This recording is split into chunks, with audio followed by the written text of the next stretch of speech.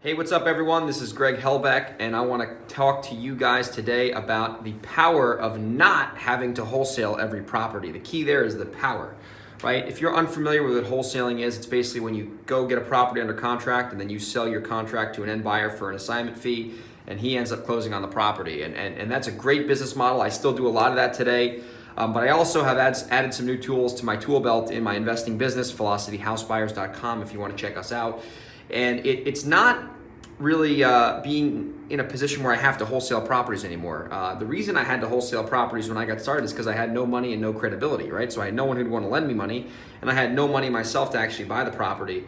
So I had to wholesale properties and work with other people and give up a lot of skin in the game on deals. And now I'm in a little different position now where I definitely don't have to wholesale everything, and I'm much more creative to taking properties down and trying to squeeze the most juice out of the deal as possible. So I'll tell you why it makes sense. I want to give you guys 3 reasons why it makes sense to not wholesale everything, right? I'm not saying out here, go out and just stop wholesaling in general. I think it's a great business model. It's great for cash flow. It's super, quick for the most part. And here's something though that I think there's 3 things here I want to talk about where really this can give you an advantage. And the first thing I want to talk about when it comes to not having to wholesale a property is that a lot of the times you can make more money if you actually close on the deal. So tip number 1 or thing number 1 I want to talk about is you can probably make more money most of the time if you actually buy the property yourself, either with your own money, with hard money, with private money, with bank money.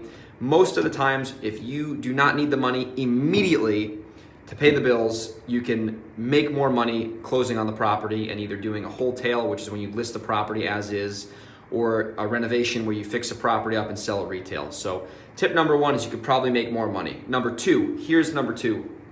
This is the most important in my opinion.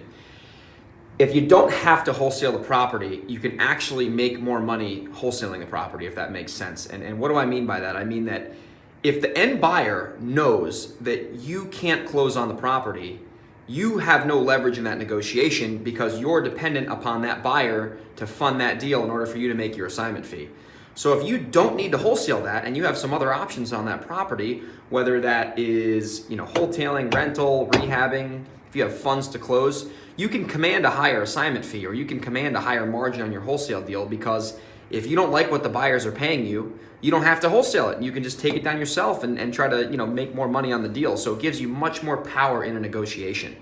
Tip number 3 is in competitive situations, this will give you an advantage against other wholesalers, right? A lot of people are trying to do the same exact things, and sometimes you run into situations where there's 5 or 6 investors trying to bid on the same exact property, and you need to try to find a way to stand out. So sometimes what I'll do is I'll actually say, hey, listen, this is what a wholesaler is. They're going to sell the contract, and there's nothing wrong with that. But if I buy the house, I know that I'm not going to wholesale it. Obviously, I'm not going to tell them I'm going to not wholesale it and wholesale it. So I'll actually tell them, hey, listen, I'm not going to assign the contract on this. I'm going to buy the property. I'm going to close on it. This is the proof of funds letter. This is a bank statement. And that alone can give you a competitive advantage over other investors. If they can't close on the property, you being able to close the deal, showing them proof of funds and not assigning the contract can win you some deals. Right? So the advice there is just make sure if you're going to do that, you do what you say you're going to do and you don't wholesale it. And just being transparent with the seller is obviously always the key. So those are 3 things on why sometimes it makes sense to not wholesale properties. And that really shows you the power of being able to close on deals and having more than one exit strategy. So I hope you guys got some value from this today. I'm going to keep these videos coming. And by the way, I forgot to mention, if you're ever interested in finding out how you can get more involved in my company, Velocity House Buyers, we're actively looking for partners and people who want to get more involved, more on the passive side on some of our investments, on buy and sell and buy and hold. Feel free to reach out. I'd love to have a chat, see if we'd be a fit, see if we can help you achieve some of your goals. Maybe you're too busy to get involved in real estate and you want to kind of have us do a lot of that for you. Feel free to reach out. I'd be happy to, let you know some options for you and go from there. So hope you guys have a good day. I'll talk to you soon. Bye-bye.